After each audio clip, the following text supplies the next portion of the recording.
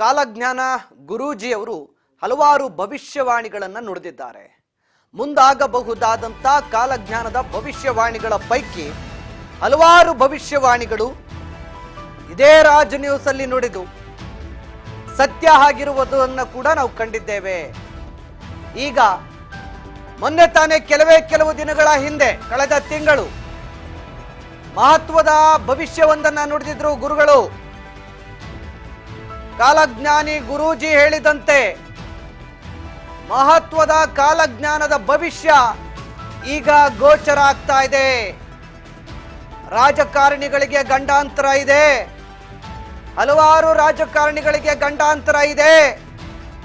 ಎರಡನೇ ಜಾರಕಿಹೊಳಿಯಂತೆ ಕೆಲವೊಂದಷ್ಟು ನಾಯಕರ ವಿಚಾರಗಳು ಕೂಡ ಬಯಲಿಗೆ ಬರುತ್ತೆ ಅಂಥೇಳಿ ಭವಿಷ್ಯವಾಣಿಯಲ್ಲಿ ಕಾಲಜ್ಞಾನ ಗುರೂಜಿ ಅವರು ಭವಿಷ್ಯವಾಣಿಯನ್ನ ನುಡಿದಿದ್ರು. ರಾಜಕಾರಣಿಗಳೇ ಡೇಂಜರ್ ಡೇಂಜರ್, ಹುಷಾರಾಗಿರಿ ಅಂತ ಕೂಡ ಹೇಳಿದ್ರು. ಈಗ ಗುರೂಜಿ ಅವರು ಹೇಳಿದಂಥ ಕಾಲಜ್ಞಾನ ನಿಜವಾಗುವಂತ ಕಾಲ ಸಮೀಪವಾಗ್ತಾ ಇದೆ. ಕಳೆದ ತಿಂಗಳು ಗುರೂಜಿಯವರು ಇದೇ ರೀತಿ ನಮ್ಮ ಕಾರ್ಯಕ್ರಮದಲ್ಲಿ ಮಾತನಾಡಬೇಕಾದ್ರೆ ಹೇಳಿದ್ರು, ಒಂದಷ್ಟು ಗ್ರಹಗತಿಗಳು ಬದಲಾಗ್ತಾ ಇದೆ. ಆ ಕಾರಣಕ್ಕಾಗಿ ಕೆಲವೊಂದಷ್ಟು ನಾಯಕರಿಗೆ ಬಹಳ ದೊಡ್ಡ ಮಟ್ಟದಲ್ಲಿ ಆತಂಕ ಎದುರಾಗುತ್ತೆ. ಒಂದಲ್ಲ ಒಂದು ರೀತಿಯ ಸಂದಿಗ್ಧ ಪರಿಸ್ಥಿತಿಗಳಿಗೆ ಸಿಲುಕಿ ಹಾಕಿಕೊಳ್ತಾರೆ. ಕೆಲವೊಂದು ನಾಯಕರು ತಮ್ಮದೇ ಆದಂಥ ರಾಜಕೀಯ ಷಡ್ಯಂತ್ರಗಳನ್ನು ಮಾಡೋಕೆ ಹೋಗಿ ಅವರು ಕೂಡ ಸಿಕ್ಕಿ ಬೀಳ್ತಾರೆ. ಒಟ್ಟಲ್ಲಿ ರಾಜಕಾರಣಿಗಳಿಗೆ ಈ ಸಮಯ ಒಂದು ಆತಂಕದ ಸಮಯ. ಬಹಳ ಎಚ್ಚರದಿಂದ ಹೆಜ್ಜೆ ಇಡಬೇಕಾಗತ್ತೆ, ಇಲ್ಲ ಅಂತಂದ್ರೆ ಬಹಳ ದೊಡ್ಡ ಮಟ್ಟದ ಗಂಭೀರ ಸಮಸ್ಯೆಗಳನ್ನು ಎದುರಿಸಬೇಕಾಗತ್ತೆ ಅಂಥೇಳಿ ಈ ಗ್ರಹಗತಿಗಳ ಬದಲಾವಣೆ ವಿಚಾರದಲ್ಲಿ ಮೊನ್ನೆ ಕಾಲಜ್ಞಾನದ ಭವಿಷ್ಯ ನುಡಿಬೇಕಾದ್ರೆ ಗುರುಗಳು ಹೇಳಿದ್ರು. ಈಗ ಅದರಂತೆ ಹನಿ ಟ್ರಾಪ್ ವಿಚಾರ ಒಂದು ಬಹಳ ಸದ್ದು ಮಾಡ್ತಾ ಇದೆ. ಗುರೂಜಿಯವರು ಕಳೆದ ಬಾರಿ ಹೇಳಬೇಕಾದ್ರೆ DK ಶಿವಕುಮಾರ್ ಅವರ ವಿಚಾರವನ್ನು ಕೂಡ ಪ್ರಸ್ತಾಪ ಮಾಡಿದ್ರು. ಅವ್ರಿಗೂ ಕೂಡ ಈ ಸಮಯ ಸೂಕ್ತವಾಗಿಲ್ಲ, ಸಾಕಷ್ಟು ಆತಂಕಗಳನ್ನು ಸಾಕಷ್ಟು ಸಮಸ್ಯೆಗಳನ್ನು ಎದುರಿಸಬೇಕಾಗತ್ತೆ ಅಂತ ಕೂಡ ಹೇಳಿದ್ರು. ಅಂತೆ ಈಗ ಒಂದಷ್ಟು ವಿಚಾರಗಳು ಬೆಳಕಿಗೆ ಬಂದಿದ್ದಾವೆ. ಆ ವಿಚಾರಗಳಿಗೆ ಸಂಬಂಧಪಟ್ಟಂತೆ ಸ್ವತಃ ಗುರೂಜಿ ಅವರು ಈಗ ನಮ್ಮ ಜೊತೆ ಸಂಪರ್ಕದಲ್ಲಿದ್ದಾರೆ ಮಾತಾಡೋದಕ್ಕೆ. ಗುರೂಜಿ ನಮಸ್ಕಾರ. ನಮಸ್ಕಾರ ವಿಜಿ. ಗುರೂಜಿ, ಮೊನ್ನೆ ತಾನೇ ನೀವು ಹೇಳ್ತಾ ಇದ್ರಿ ಗ್ರಹಗತಿಗಳ ಬದಲಾವಣೆ ಆಗ್ತಾ ಇದೆ, ಕೆಲವೊಂದಷ್ಟು ರಾಜಕಾರಣಿಗಳಿಗೆ ಬಹಳ ದೊಡ್ಡ ಮಟ್ಟದ ಆತಂಕ ಎದುರಾಗುತ್ತೆ, ಒಂದಷ್ಟು ವಿಚಾರಗಳಲ್ಲಿ ರಾಜಕಾರಣಿಗಳು ತಲೆ ತಗ್ಗಿಸಬೇಕಾದಂತ ಪರಿಸ್ಥಿತಿ ಕೂಡ ನಿರ್ಮಾಣ ಆಗುವ ಸಾಧ್ಯತೆಗಳಿದೆ ಅಂತ ಕೂಡ ಹೇಳ್ತಾ ಇದ್ರಿ. ಹೌದು, ಈಗ ಅಂತಹ ಒಂದಷ್ಟು ಘಟನೆಗಳು ಕಂಡು ಬರ್ತಾ ಇದೆ ಗುರೂಜಿ, ಇದಕ್ಕೆ ಏನ್ ಹೇಳ್ತಿರ್ತಾವು? ಹೌದು ವಿಜಿ. ಇದು ಏನಿದೆ ಅಂದ್ರೆ ಇವಾಗಿರುವಂತ ಕಾರ್ಮೋಡ ಕೇವಲ ಜಾಸ್ತಿ ಇರೋದಂದ್ರೆ ಈ ಪೊಲಿಟಿಕಲ್ ಲೀಡರ್ಸ್, ಅಂದ್ರೆ ಯಾರೆಲ್ಲ ಒಂದು ರಾಜ್ಯದಲ್ಲಿ ಗಣ್ಯ ರಾಜಕಾರಣಿಗಳಿದಾರೋ, ಅಂದ್ರೆ ಇದು ಮುಖ್ಯಮಂತ್ರಿ ಉಪಮುಖ್ಯಮಂತ್ರಿ ಹಿಡ್ಕೊಂಡು ಪ್ರಧಾನಮಂತ್ರಿವರೆಗೂ ಇದು ಕಾರ್ಮೋಡ ಅನ್ನೋದಿದೆ. ಎಲ್ಲ ರಾಜಕಾರಣಿಗಳಿಗೂ ಇದೇ ರೀತಿ ಭಯದ ವಾತಾವರಣ ಇದೆ ಅಂತ ಹೇಳಿದ್ರಿ ನೀವು.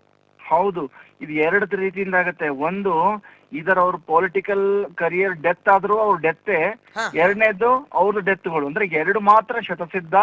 ಇದು ಏನ್ ನೋಡ್ತಾ ಇದೆಯಲ್ಲ, ಇದು ಏನೇನು ಅಲ್ಲ, ಜಸ್ಟ್ ಸ್ಟಾರ್ಟಿಂಗ್ ಅಲ್ಲ, ಇದು ಇನ್ನು ಸ್ಟಾರ್ಟಿಂಗ್ ಪಾಯಿಂಟ್ ಜಾಸ್ತಿ ಇದೆ.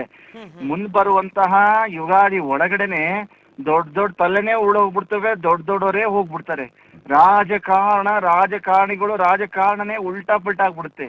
ನೀನ್ ಕೇಳು ಕಂಡರಿದ ಹಾಗೆ ಚೇಂಜ್ ಆಗ್ಬಿಡುತ್ತೆ, ಸನ್ನಿವೇಶಗಳು ಚೇಂಜ್ ಆಗ್ಬಿಡುತ್ತೆ. ಯಾಕೆ ಅಷ್ಟೊಂದು ಕಾನ್ಫಿಡೆಂಟ್ ಆಗಿ ನಾನು ಇಷ್ಟೊಂದು 2 ತಿಂಗಳಿಂದ ಹೋದ್ ಫೆಬ್ರವರಿ ಫಸ್ಟ್ ವೀಕಲ್ಲಿ ಅಲರ್ಟ್ ಕೊಟ್ವಿ, ಲಾಸ್ಟ್ ವೀಕಲ್ಲಿ ಅಲರ್ಟ್ ಕೊಟ್ವಿ, ಮಾರ್ಚ್ ಫಸ್ಟ್ ವೀಕಲ್ಲಿ ಡೇಂಜರ್ ಅಂತ ಕೊಟ್ಟೆ, ಸೆಕೆಂಡ್ ವೀಕಲ್ಲಿ ಡೇಂಜರ್ ಅಂತ ಕೊಟ್ಟೆ. ಯಾಕೆ ಇಷ್ಟು ಕಾನ್ಫಿಡೆಂಟ್ ಅಲ್ಲಿ ಹೇಳ್ತಿದ್ವಿ ಅಂತಂದ್ರೆ, ಇದೇ ತರ ಗ್ರಹ ಯುತಿಗಳು 16th ಸೆಂಚುರಿಯಲ್ಲಿ ಕೂಡ ನಡೆದೋಗಿದೆ. ಅವಾಗ ನಡೆದಾಗ ಏನಾಯ್ತು, ದಕ್ಷಿಣ ಭಾರತದ ಪ್ರಭಾವಿ ರಾಜಕಾರಣಿಗಳ ರಾಜಕೀಯದ ಮೇಲೆ ಎಫೆಕ್ಟ್ ಆಗಿ ದಕ್ಷಿಣ ಭಾರತ ರಾಜಕೀಯನೇ ಉಲ್ಟಾ ಪಲ್ಟಾ ಆಗೋಯ್ತು. ಸೊ ಹಂಗೆ ಇವಾಗ ಏನಾಗುತ್ತೆ, ಅವಾಗ ರಾಜಕಾರಣಿಗಳದ್ದು ಡೈರೆಕ್ಟ್ ಫೈಟ್ ಆಗ್ತಿತ್ತು, ಅವ್ರಿಗೆ ಅಸಾಸಿನೇಷನ್ ಹಿಂಗೆಲ್ಲ ಆಗ್ತಿತ್ತು. ಬಟ್ ಇವಾಗ ಕಾಲಮಾನ ಸ್ವಲ್ಪ ಪರಿವರ್ತನೆ ಆದಾಗಿಂದ ಅದು ಸಾಫ್ಟ್ ರೀತಿಯಿಂದ ಡೆತ್, ಯಾವ ತರ ಈ ಪೊಲಿಟಿಕಲ್ ಕರಿಯರ್ ಡೆತ್ ಆಗ್ಬೋದು, ಯಾವ ತರ ಸ್ಕ್ಯಾಮ್ಸ್, ಸ್ಕ್ಯಾಂಡಲ್, ಸಿಡಿನೋ, ಹಾಡು ಮೂಳೇನೋ, ಒಟ್ಟಿನಲ್ಲಿ ಸಾಫ್ಟ್ ರೀತಿಯಿಂದ ಸ್ವಲ್ಪ ಕಾಲಮಾನ ಪರಿವರ್ತನೆ ಆಗಿದೆ. ಸೊ ಹಂಗೆ ನಮ್ಮ ಪ್ರೊಡಿಕ್ಷನ್ ಕೂಡ ಅದರ ತಕ್ಕಂತೆ ಸ್ವಲ್ಪ ಚೇಂಜ್ ಮಾಡ್ಕೊಂಡು ನಾವು ಹೇಳ್ಬೇಕಾಗತ್ತೆ. ಆಗೋದಾಗೋದು ಮಾತ್ರ ಗ್ಯಾರಂಟಿ, ಅಂದು ನಡೀತಿದೆ, ಒಂದು ನಡೀತಿದೆ. ಯಾಕಂದ್ರೆ ಈ ಗ್ರಹಗಳು ಯಾರಿಗೂ ಬಿಟ್ಟಿಲ್ಲ. ನಡಿಲೇಬೇಕು. ಅಷ್ಟು ಸಿದ್ಧಾಂತ ಕರ್ನಾಟಕದ ಒಂದೇ ಅಂತಲ್ಲ, ಇಡೀ ಒಂದು ದೇಶದ ಪಾಲಿಟಿಕ್ಸ್ ಚೇಂಜ್ ಆಗ್ಬಿಡುತ್ತೆ.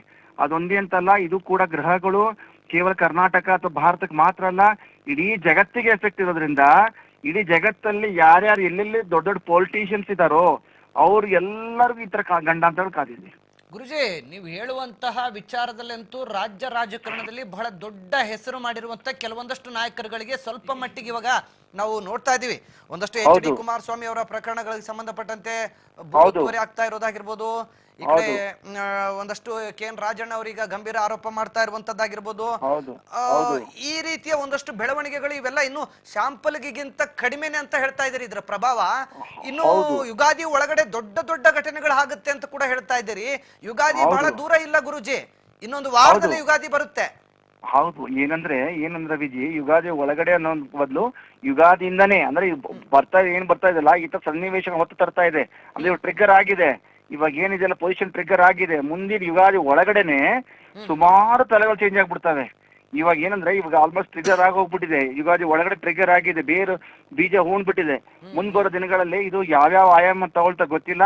ಆದ್ರೆ ಒಂದು ಮಾತ್ರ ಸಿದ್ಧಾಂತ, ಇವಾಗ ಇರುವಂತಹ ಕೆಲವೊಂದು ದೊಡ್ಡ ದೊಡ್ಡ ತಲೆಗಳು ಇರಲ್ಲ. ಅದರಲ್ಲೂ ಕೂಡ ನಾನು ಪದೇ ಫೆಬ್ರವರಿ ಫಸ್ಟ್ ವೀಕ್ ಇಂದ ಹೇಳ್ತಿದ್ದೀನಿ, ಡಿ.ಕೆ. ಶಿವಕುಮಾರ್ ಅವ್ರಿಗೆ ಅಲರ್ಟ್ ಅಂತಾನೆ ನಿಮ್ ಚಾನಲ್ ಹಾಕ್ಬಿಟ್ಟಿದ್ದೀನಿ. ಹುಷಾರಾಗಿರಿ, ಟೈಮ್ ಸರಿ ಇಲ್ಲ ಅಂತಾನು ಹಾಕಿದ್ದೀನಿ. ಶತ್ರುಗಳ ಸಂಚಕ ಇದೆ. ಮಹಾಸಂಚಕ ಅಂದ್ರೆ ಯಾವ ತರ ಅಂದ್ರೆ, ಅವರು ಏನು ಅಪೇಕ್ಷೆ ಪಡ್ತಾ ಇದ್ದಾರೋ ಸಿಎಂ ಕುರ್ಚಿ, ಆ ಸಿಎಂ ಕುರ್ಚಿಗೂ ಕೂಡ ಸಿಗದೆ ಇರುವ ಹಾಗೆ ದೊಡ್ಡ ಮಟ್ಟ ಸಂಚು, ಅವ್ರಿಗೆ ಗೊತ್ತಿರದೆ ಅವ್ರ ಹಿಂದೆ ಸಂಚಿಕೊಂಡು ನಡೀತಾ ಇದಾವೆ ಕೆಲವೊಂದೆಲ್ಲ. ಸೊ ಅದು ಇವೆಲ್ಲ ಮುಂದೆ ಎಕ್ಸ್ಪ್ಲೋರ್ ಆಗ್ಬಿಡುತ್ತೆ. ಗುರುಜಿ, ಅದ್ರ ಜೊತೆಗೆ ಈಗ ರಾಜಕೀಯದ ಹೊರತಾಗಿ ಕೂಡ ತಾವು ಒಂದಷ್ಟು ವಿಚಾರಗಳನ್ನು ಹೇಳಿದ್ರಿ. ಪ್ರಾಕೃತಿಕವಾಗಿ ಒಂದಷ್ಟು ದೊಡ್ಡ ಮಟ್ಟದ ಅವಘಡಗಳಾಗಬಹುದು, ಅದರಿಂದ ಕೂಡ ಜನ ಎಚ್ಚೆತ್ತುಕೊಳ್ಬೇಕಾಗಿದೆ. ಅದ್ರ ಜೊತೆಗೆ ಒಂದಷ್ಟು ಈ ಸೋಂಕು ಆಧಾರಿತ ರೋಗಗಳ ಸಂಬಂಧ ಕೂಡ ಹೇಳಿದ್ರಿ. ಆ ವಿಚಾರಗಳಿಗೆ ಸಂಬಂಧಪಟ್ಟಂತೆ ಹೇಳೋದಾದ್ರೆ ಗುರುಜಿ, ನಾನು ನಿಮ್ ಚಾನಲ್ ಹೇಳಿದಾಗ US ಅಲ್ಲಿ ಎಷ್ಟು ಪ್ರಾಕೃತಿಕ ವಿಕೋಪ ಆಯ್ತಂದ್ರೆ ಅಲ್ಲಿ ಜನಗಳೇ ಹೇಳ್ತಾರೆ, ಇಲ್ಲಿ ಬಿಲ್ಡಿಂಗ್ ಇತ್ತು ಇವತ್ತು ಬಿಲ್ಡಿಂಗ್ ಇಲ್ಲ, ಇಲ್ಲಿ ಬೆಟ್ಟ ಇತ್ತು ಇವತ್ತು ಬೆಟ್ಟ ಇಲ್ಲ. ನಾವು ನಿಮ್ ಚಾನಲ್ ಅಲ್ಲಿ ಏನ್ ವರ್ಡ್ ಯೂಸ್ ಮಾಡಿದ್ವೋ ಅಲ್ಲಿ ಪ್ರಜೆಗಳು ಅದೇ ವರ್ಡ್ ಯೂಸ್ ಮಾಡ್ತಿದ್ದಾರೆ. ಅದೇ ವರ್ಡ್ ಯೂಸ್ ಮಾಡಿ ಅದೇ ತರ ಹೇಳ್ತಾ ಇದಾರೆ. ಅಂದ್ರೆ ಜಸ್ಟ್ ಅದು ಕೂಡ ಒಂದು ಸ್ಯಾಂಪಲ್. ಈ ಯುಗಾದಿಯಿಂದ ಶುರುವಾಗಿದ್ದು ಮುಂದಿನ ಯುಗಾದಿ ಬರುವವರೆಗೂ ಅಂದ್ರೆ ಆಲ್ಮೋಸ್ಟ್ 1 year ಒಳಗಡೆನೆ ಪ್ರಕೃತಿಯು ಕಂಡು ಕೇಳೋದ್ರೆ ಚೇಂಜ್ ಆಗುತ್ತೆ, ರಾಜಕೀಯ ಕಂಡು ಕೇಳೋದ್ರೆ ಚೇಂಜ್ ಆಗುತ್ತೆ. ಯಾರು ಸತ್ಯವಂತರಿರ್ತಾರೋ, ಯಾರು ಧರ್ಮದಿಂದ ಇರ್ತಾರೋ ಅಂತವ್ರು ಮಾತ್ರ ಉಳ್ಕೊಳ್ತಾರೆ. ಯಾರು ಅಧರ್ಮ ಮಾಡ್ಕೊಂಡು ತಲೆ ಓಡ್ಕೊಂಡು ಜೀವಿಸ್ತೀನಿ ಅಂತ ಇದ್ದಾರೋ, ಅಥವಾ ಯಾವ್ದೆಲ್ಲ ಇದು ಒಂದು ಕೂಡ ಹೇಳಿದ್ದೆ, ಏನಂದ್ರೆ ಹಿಂದೆ ನಡೆದಂತ ದೊಡ್ಡ ಸ್ಕ್ಯಾಮ್ಗಳು, ಕೆಲವು ಸ್ಕ್ಯಾಂಡಲ್ಗಳು ಅಚಾನಕ್ ಹೊರಗೆ ಬರುತ್ತೆ ಅಂತ ಹೇಳಿದ್ವಿ. ಇವಾಗ ನೋಡ್ಬೋದು, ದಕ್ಷಿಣ ಭಾರತದಲ್ಲಿ ದೊಡ್ಡ ಕ್ರಾಂತಿನೇ ಎದ್ದು ಬಿಟ್ಟಿದೆ. ಸೌಜನ್ಯ ಕೇಸ್ ದೊಡ್ಡ ಕ್ರಾಂತಿಯಾಗಿತ್ತು. ನಾವು ಹೇಳೋಕ್ಕಿಂತ ಮುಂಚೆ ಯಾವ ಇರಲಿಲ್ಲ, ಎಲ್ಲೋ ಒಂದ್ ಮಕಾಡೆ ಮಲಗ್ಬಿಟ್ಟಿತ್ತು ಸೌಜನ್ಯ ಕೇಸ್ ಅನ್ನೋದು. ನಾವು ಹೇಳಿ ಹಾಗೆ 1 ವಾರ 2 ವಾರಕ್ಕೆಲ್ಲ ದೊಡ್ಡ ಕ್ರಾಂತಿನ ಸೃಷ್ಟಿಯಾಗಿದೆ. ಇದು ಕೂಡ ಮುಂಬರುವ ದಿನಗಳಲ್ಲಿ ದೊಡ್ಡ ಆಯಾಮ ಪಡ್ಕೊಂಡ್ಬಿಡುತ್ತೆ. ಯಾಕಂದ್ರೆ ಮಹಾಕ್ರಾಂತಿ ಸ್ವರೂಪ ತೊಗೊಳ್ಳೋ ಚಾನ್ಸಸ್ ಇದು ಕೂಡ ಇದೆ. ಯಾಕಂದ್ರೆ ಈಗ ಮತ್ತೆ ಇನ್ನೊಂದ್ಸಲ ಚೇತಾವಣೆ ಕೊಡ್ತಾ ಇದ್ದೇನೆ ಎಲ್ಲರಿಗೂ. ಯಾವ ತರ ಅಂದ್ರೆ 2 ಪಂಥಗಳು, 2 ಪಂಗಡಗಳು, ಒಂದು ಇದೆ ಅಂತ ಪ್ರೂವ್ ಮಾಡುತ್ತೆ, ಒಂದು ಇಲ್ಲ ಅಂತ ಪ್ರೂವ್ ಮಾಡುತ್ತೆ. ಒಂದು ಇದೆ ಅನ್ನತ್ತೆ, ಒಂದು ಇಲ್ಲ ಅನ್ನತ್ತೆ. 2 ಪಂಗಡಗಳ ಮಧ್ಯೆ ಇಡೀ ಭಾರತನೇ ವಿಭಜನೆ ಆಗ್ಬಿಡುತ್ತೆ. ಅಷ್ಟು ಮಟ್ಟಿಗೆ ಈ ಯುಗಾದಿಯಿಂದ ಮುಂದಿನ ಯುಗಾದಿ ಒಳಗೆ ನಡೆಯುತ್ತಿದ್ದು. ಮೈ ಗಾಡ್ ಗುರುಜಿ, ಥ್ಯಾಂಕ್ ಯು. ಕರೆ ಮಾಡಿ ನಮ್ಮ ಜೊತೆ ನಮ್ಗೆ ಈ ಎಲ್ಲ ವಿಚಾರಗಳನ್ನ ನಮ್ಮ ಜೊತೆ ನೀವು ಹಂಚಿಕೊಂಡಿದ್ದಕ್ಕೆ. ಒಟ್ಟಿನಲ್ಲಿ ಶ್ರೀ ಶ್ರೀ ಶ್ರೀ ಕಿರಣ್ ಕುಮಾರ್ ಗುರೂಜಿ ಅವರು ಸತತವಾಗಿ ಭವಿಷ್ಯಗಳನ್ನ ಹೇಳ್ತಾ ಬರ್ತಾ ಇದ್ದಾರೆ, ಮುಂದಾಗಬಹುದಾದಂತ ಭವಿಷ್ಯವಾಣಿಯನ್ನ ನುಡಿತಾ ಬರ್ತಾ ಇದ್ದಾರೆ. ಹೀಗಾಗಿ